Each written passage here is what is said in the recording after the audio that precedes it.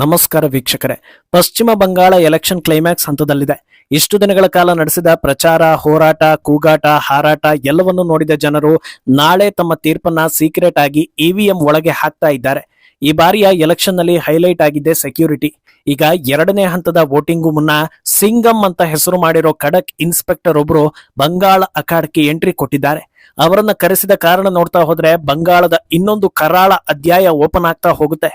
ಅವರು ಬಂದಿದ್ದೇ ತಡ ಇದ್ದಕ್ಕಿದ್ದ ಹಾಗೆ ಟಿಎಂಸಿ ನಾಯಕರೆಲ್ಲ ಏಕಕಾಲಕ್ಕೆ ಅವರನ್ನ ವಿರೋಧ ಮಾಡೋದಕ್ಕೆ ಸ್ಟಾರ್ಟ್ ಮಾಡಿದ್ದಾರೆ.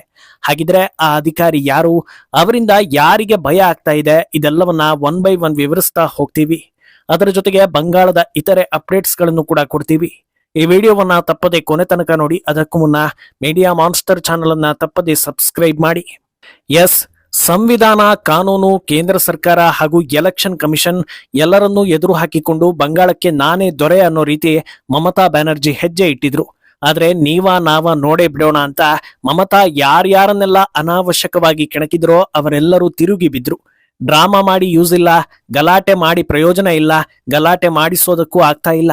ಮಮತಾ ರಾಜಕೀಯದ ಈ ಮೂರು ಅಸ್ತ್ರಗಳಿಗೆ ದಿಗ್ಬಂಧನ ಹಾಕಿರುವಾಗ ಸಹಜವಾಗಿಯೇ ಈ ಎಲೆಕ್ಷನ್ ಕಬ್ಬಿಣದ ಕಡಲೆ ಅಂತ ಅನ್ನಿಸ್ಕೊಳ್ಳೋದ್ರಲ್ಲಿ ಅಚ್ಚರಿ ಇಲ್ಲ. ಆದ್ರೂ ಕೂಡ ಹೊರಗೆ ಅದನ್ನ ತೋರಿಸ್ಕೊಳ್ಳದೆ ಮಮತಾ ತಮ್ಮ ಕಡೆಯಿಂದ ಏನೇನ್ ಮಾಡೋದಕ್ಕೆ ಆಗುತ್ತೋ ಅದೆಲ್ಲವನ್ನು ಮಾಡ್ತಾ ಇದ್ದಾರೆ.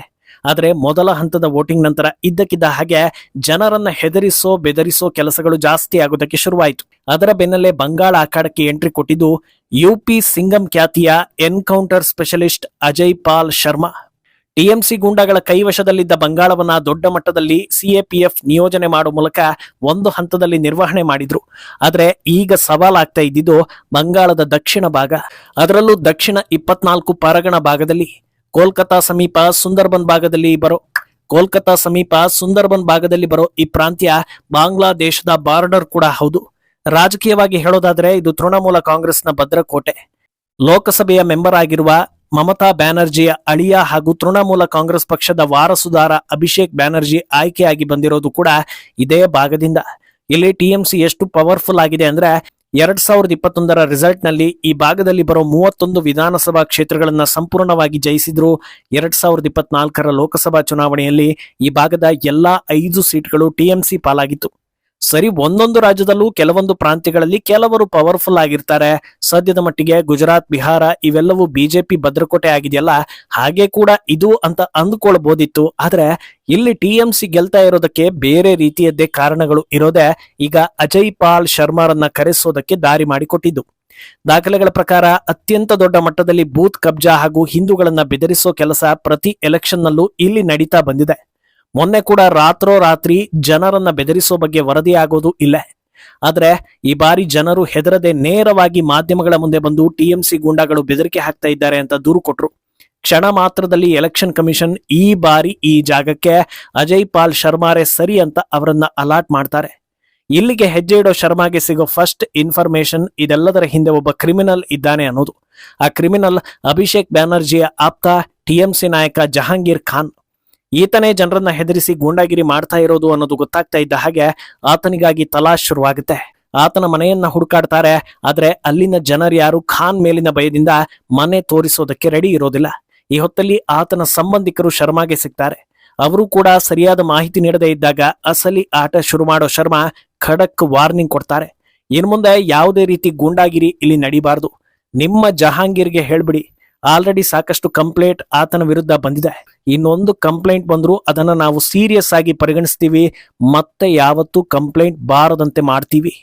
ಯಾರೇ ಇಲ್ಲಿ ಮತದಾರರನ್ನ ಹೆದರಿಸೋ ಕೆಲಸ ಮಾಡಿದ್ದೆ ಹೌದಾದ್ರೆ ಮುಂದೇನಾಗುತ್ತೆ ಅನ್ನೋದನ್ನ ನೀವು ಊಹಿಸೋದಕ್ಕೂ ಕೂಡ ಸಾಧ್ಯವಿಲ್ಲ ಅಂತ ವಾರ್ನಿಂಗ್ ಕೊಟ್ಟಿದ್ದಾರೆ. ಈ ವಿಡಿಯೋ ಎಲ್ಲಾ ಕಡೆಗಳಲ್ಲಿ ವೈರಲ್ ಆಗ್ತಾ ಇದೆ. ಈ ರೇಂಜ್ಗೆ ಹುಡುಕಾಟ ನಡೆಸ್ತಾ ಇದ್ದಂತೆ ಜಹಾಂಗೀರ್ ಖಾನ್ ಮನೆಯನ್ನ ಪತ್ತೆ ಹಚ್ಚೋದ್ರಲ್ಲಿ ಶರ್ಮಾ ಯಶಸ್ವಿ ಆಗ್ತಾರೆ. ಆದ್ರೆ ಅಲ್ಲಿ ಇನ್ನೊಂದು ಇಂಟ್ರೆಸ್ಟಿಂಗ್ ವಿಷಯ ಕಾದಿರುತ್ತೆ. ಅದೇನು ಅಂದ್ರೆ ಖಾನ್ ನಿವಾಸಕ್ಕೆ ಬಂಗಾಳ ಸರ್ಕಾರದಿಂದ ಪೊಲೀಸ್ ಪ್ರೊಟೆಕ್ಷನ್ ಕೊಟ್ಟಿರ್ತಾರೆ. ಸುಮಾರು 10 ಜನ ಪೊಲೀಸ್ ಅಧಿಕಾರಿಗಳು ಖಾನ್ ಮನೆಗೆ ಸೆಕ್ಯೂರಿಟಿ ಕಾವಲುಗಾರರಾಗಿರ್ತಾರೆ. ಇದನ್ನ ಗಮನಿಸೋ ಶರ್ಮಾ ಸೆಕ್ಯೂರಿಟಿಯನ್ನ ಪ್ರಶ್ನೆ ಮಾಡಿದ್ದಾರೆ. ಇದರಿಂದ ರೊಚ್ಚಿಗೇಳೋ ಶರ್ಮಾ ಅಲ್ಲಿನ FTS ಅಧಿಕಾರಿಯನ್ನ ಕರೆಸಿ ಜಹಾಂಗೀರ್ ಬಗ್ಗೆ ವಿಚಾರಿಸಿದ್ದಾರೆ. ಕೇಳಿದ ಪ್ರಶ್ನೆಗಳಿಗೆ ಅಧಿಕಾರಿ ಬೆಬ್ಬೆಬ್ಬೆ ಅಂತ ಉತ್ತರಿಸ್ತಾ ಇದ್ದ ಹಾಗೆ ಖಡಕ್ ವಾರ್ನಿಂಗ್ ಕೊಡೋ ಶರ್ಮಾ, ನಾಚಿಕೆ ಆಗೋದಿಲ್ವಾ ನಿಮಗೆ ಅಂತ ಪ್ರಶ್ನೆ ಮಾಡ್ತಾರೆ. ಈ ಕ್ರಿಮಿನಲ್ ಬಗ್ಗೆ ಇಷ್ಟೆಲ್ಲಾ ಕಂಪ್ಲೇಂಟ್ಗಳು ರಿಜಿಸ್ಟರ್ ಆಗಿವೆ, ಖಡಕ್ ಆಕ್ಷನ್ ತೆಗೆದುಕೊಳ್ಳೋದನ್ನ ಬಿಟ್ಟು ಹೋದ್ರೆ ಹೋಗ್ಲಿ ಅಂತ ಸುಮ್ಮನಿದ್ದೀರಾ? ಕ್ರಿಮಿನಲ್ಗಳ ಜೊತೆಗೆ ನಿಮ್ಮ ಹೆಸರು ಕೂಡ ಲಿಸ್ಟ್ ಆಗಿದೆ, ಸಿಬಿಐ ತನಿಖೆ ಎದುರಿಸಿ ಅಂತ ಹೇಳಿ ಹೊರಟಿದ್ದಾರೆ. ಈ ವಿಡಿಯೋ ಕೂಡ ಎಲ್ಲಾ ಕಡೆ ವೈರಲ್ ಆಗ್ತಾ ಇದೆ. ಯಾವಾಗ ಬಾಲ ಹಿಡಿದ ತಕ್ಷಣ ತಲೆಗೂ ಶಾಕ್ ಆಗುತ್ತೋ ಅದೇ ರೀತಿ ಜಹಾಂಗೀರ್ ಹಿಂದೆ ಟಿಎಂಸಿ ಸರ್ಕಾರ ಇರೋದು ಕ್ಲಿಯರ್ ಆಯ್ತು. ಇದರಿಂದ ಮುಖಭಂಗ ಆಗುತ್ತೆ ಅಂತ ಗೊತ್ತಾಗ್ತಾ ಇದ್ದ ಹಾಗೆ ಅದನ್ನ ಕವರ್ ಅಪ್ ಮಾಡ್ಕೊಳ್ಳೋದಕ್ಕೆ ಟಿಎಂಸಿ ಮುಂದಾಗುತ್ತೆ.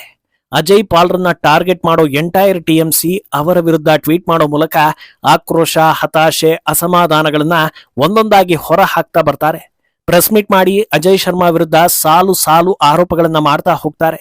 ತನಿಖೆಯ ಹೆಸರಲ್ಲಿ ಇವರೆಲ್ಲ ಸೇರಿ ಬಂಗಾಳದ ಜನರನ್ನ ಟಾರ್ಗೆಟ್ ಮಾಡ್ತಾ ಇದ್ದಾರೆ. ಅಜಯ್ ಶರ್ಮಾ ಸಿಎಪಿಎಫ್ ಪಡೆಗಳ ಜೊತೆಗೆ ಮನೆ ಮನೆಗೆ ನುಗ್ಗಿ ಹೆಣ್ಣು ಮಕ್ಕಳ ಮೇಲೆ ದೌರ್ಜನ್ಯ ನಡೆಸ್ತಾ ಇದ್ದಾರೆ. ಸುಖಾಸುಮ್ನೆ ಡೈಮಂಡ್ ಹಾರ್ಬರ್ ನಲ್ಲಿ ಒಂಥರ ಉಗ್ರ ವಾತಾವರಣವನ್ನ ಇವರೇ ಕ್ರಿಯೇಟ್ ಮಾಡ್ತಾ ಇದ್ದಾರೆ ಅಂತೆಲ್ಲ ಆರೋಪಿಸಿದ್ದಾರೆ. ಆರೋಪ ಏನೋ ಮಾಡ್ತಾರೆ ಸರಿ, ಆದ್ರೆ ಹೆಣ್ಣು ಮಕ್ಕಳ ಸೇಫ್ಟಿ ಕುರಿತಂತೆ ಟಿಎಂಸಿ ಮಾತನಾಡಿದ್ದು ಜನರ ಪಾಲಿಗೆ ಹಾಸ್ಯ ಎನ್ನಿಸ್ಕೊಳ್ತಾ ಇದೆ. ಇನ್ನು ಹಾಗೆ ಮುಂದುವರೆದು ಶರ್ಮಾ ಮೇಲೆ ಇನ್ನಷ್ಟು ಆರೋಪ ಮಾಡೋ ಟಿಎಂಸಿ, ಶರ್ಮಾ ಯುಪಿಸಿಎಂ ಯೋಗಿಯ ಅತ್ಯಾಪ್ತ ಎನ್ಕೌಂಟರ್ ಸ್ಪೆಷಲಿಸ್ಟ್. ಇವರ ಎನ್ಕೌಂಟರ್ಗಳು ವಿವಾದಾತ್ಮಕವಾಗಿವೆ, ಸಾಕಷ್ಟು ಕೇಸ್ಗಳು ಇವರ ಮೇಲಿದೆ, ಕೆಲವೊಂದು ಹಗರಣಗಳಲ್ಲೂ ಕೂಡ ಶರ್ಮಾ ಭಾಗಿಯಾಗಿದ್ದಾರೆ. ಆದ್ರೆ ಬಂಗಾಳ ಉತ್ತರ ಪ್ರದೇಶ ಅಲ್ಲ, ನಾವು ಎಲ್ಲವನ್ನೂ ಫೇಸ್ ಮಾಡ್ತೀವಿ ಅಂತ ಹೇಳ್ತಾರೆ. ಆದ್ರೆ ಈ ಆರೋಪಗಳ ಮಧ್ಯೆ ಜನರ ಪ್ರಶ್ನೆ ಇಷ್ಟೇ, ಜಹಾಂಗೀರ್ ಖಾನ್ ಒಬ್ಬ ಕ್ರಿಮಿನಲ್. ಬೂತ್ಗಳನ್ನ ಕಬ್ಜಾ ಮಾಡೋದ್ರಲ್ಲಿ, ಜನರನ್ನ ಹೆದರಿಸೋದ್ರಲ್ಲಿ ಆತನ ವಿರುದ್ಧ ಸಾಕಷ್ಟು ಕೇಸ್ಗಳಿವೆ. ಅಂತವನಿಗೆ ಸೆಕ್ಯೂರಿಟಿ ಕೊಟ್ಟಿದ್ಯಾಕೆ ಹಾಗೂ ಆತನ ತನಿಖೆ ಮಾಡೋದ್ರಿಂದ ನಿಮಗೆ ಆಗ್ತಾ ಇರೋ ಸಮಸ್ಯೆ ಏನು ಅನ್ನೋದು. ಸಲ್ಲದಕ್ಕೆ ಅಖಿಲೇಶ್ ಯಾದವ್ ಕೂಡ ಈ ವಿಚಾರದಲ್ಲಿ ಟಿಎಂಸಿಗೆ ಬೆಂಬಲ ಸೂಚಿಸ್ತಾ ಇದ್ದಾರೆ. ಬಿಜೆಪಿ ತಮ್ಮ ಆಪ್ತ ವಲಯದಲ್ಲಿ ಇರುವವರನ್ನೆಲ್ಲ ಬಂಗಾಳಕ್ಕೆ ಅಬ್ಸರ್ವರ್ ಅಂತ ಬಿಡ್ತಾ ಇದ್ದಾರೆ. ಆದ್ರೆ ಏನೂ ಮಾಡೋದಕ್ಕೆ ಆಗೋದಿಲ್ಲ. ಬಂಗಾಳದಲ್ಲಿ ಮತ್ತೆ ದೀದಿಯೇ ಗೆದ್ದು ಬರ್ತಾರೆ. ಒಂದು ಸಲ ದೀದಿ ಸರ್ಕಾರ ರಚನೆ ಆಗ್ಲಿ, ಈಗ ಬಂದಿರೋ ಅಧಿಕಾರಿಗಳ ಮೇಲೆ ಲೀಗಲ್ ಆಕ್ಷನ್ ಅನ್ನ ತೆಗೆದುಕೊಳ್ತಾರೆ ಅಂತ ವಾರ್ನಿಂಗ್ ಕೊಟ್ಟಿದ್ದಾರೆ. ಒಂದು ಕಡೆ ಟಿಎಂಸಿ ಹಾಗೂ ಅವರ ಮಿತ್ರರೆಲ್ಲ ಒಗ್ಗಟ್ಟು ಪ್ರದರ್ಶನ ಮಾಡ್ತಾ ಇದ್ರೆ, ಎಲೆಕ್ಷನ್ ಕಮಿಷನ್ ಹಾಗೂ ಅಧಿಕಾರಿಗಳ ಬೆನ್ನಿಗೆ ಬಿಜೆಪಿ ನಿಂತಿದೆ. ಈ ಕುರಿತಂತೆ ಟ್ವೀಟ್ ಮಾಡಿರೋ BJP social media head Amit Malviya, ಬಂಗಾಳಕ್ಕೆ encounter specialist Ajay Sharma entry ಆಗಿದೆ ಅಂದ್ಮೇಲೆ ಸಂದೇಶ ಕ್ಲಿಯರ್. ಬಂಗಾಳದಲ್ಲಿ ಇನ್ಮುಂದೆ ಗೂಂಡಾಗಿರಿ ಮಾಡಿ ರಾಜಕೀಯ ಮಾಡೋದು, ವೋಟ್ ಪಡೆಯೋದೆಲ್ಲ ಬಂದಾಗುತ್ತೆ. ಯಾರೆಲ್ಲ ಜನರನ್ನ ಹೆದರಿಸಿ ವೋಟಿಂಗ್ಗೆ ಅಡ್ಡಿಪಡಿಸ್ತಾರೋ ಅವರಿಗೆಲ್ರಿಗೂ ಗ್ರಹಚಾರ ಕೆಟ್ಟಿದೆ ಅಂತ ಹೇಳಿದ್ದಾರೆ. ಇನ್ನು ಯಾರು ಈ ಅಜಯ್ ಶರ್ಮಾ, ಅವರ ಟ್ರ್ಯಾಕ್ ರೆಕಾರ್ಡ್ ಏನು ಅಂತ ನೋಡ್ತಾ ಹೋಗೋದಾದ್ರೆ, ಉತ್ತರ ಪ್ರದೇಶದಲ್ಲಿ ಅತ್ಯಂತ ಪವರ್ಫುಲ್ ಗ್ಯಾಂಗ್ಗಳು ಎನಿಸ್ಕೊಂಡಿದ್ದ ರಾಂಪುರ ಹಾಗೂ ಸಂಬಾಲ್ನಲ್ಲಿ ಕ್ರಿಮಿನಲ್ಗಳನ್ನ ಮಟ್ಟ ಹಾಕಿದ್ದ ಖಡಕ್ ಪೊಲೀಸ್ ಅಧಿಕಾರಿ ಅಜಯ್ ಪಾಲ್ ಶರ್ಮಾ. ಅವರ ಕೆಪಾಸಿಟಿ ಏನು ಅಂತ ಸಾಬೀತಾಗಿರೋದ್ರಿಂದಲೇ ಈ ಬಾರಿ ಬಂಗಾಳದ ಕ್ರಿಮಿನಲ್ ಏರಿಯಾಗಳಿಗೆ ಅವರನ್ನ ಪೊಲೀಸ್ ಅಬ್ಸರ್ವರ್ ಅಂತ ಬಿಟ್ಟಿರೋದು. ಇನ್ನು ಇವರ ಎಂಟ್ರಿ ಹೊತ್ತಲ್ಲೇ ಎನ್ಐಎ ಟೀಮ್ ಕೂಡ ಎಂಟ್ರಿ ಕೊಟ್ಟಿದ್ದು, ಕಚ್ಚಾ ಬಾಂಬ್ಗಳನ್ನ ಪತ್ತೆ ಮಾಡಿ ಅದರ ಹಿಂದಿರೋ ದುಷ್ಕರ್ಮಿಗಳನ್ನ ಬೇಟೆ ಆಡ್ತಾ ಇದ್ದಾರೆ. ನಾಳೆ ಏನಾಗಲಿದೆ ಅನ್ನೋದು ಸದ್ಯಕ್ಕೆ ಕುತೂಹಲ. ಈ ಬಗ್ಗೆ ನಿಮ್ಮ ಅಭಿಪ್ರಾಯವನ್ನ ತಪ್ಪದೆ ಕಮೆಂಟ್ ಮೂಲಕ ತಿಳಿಸಿ.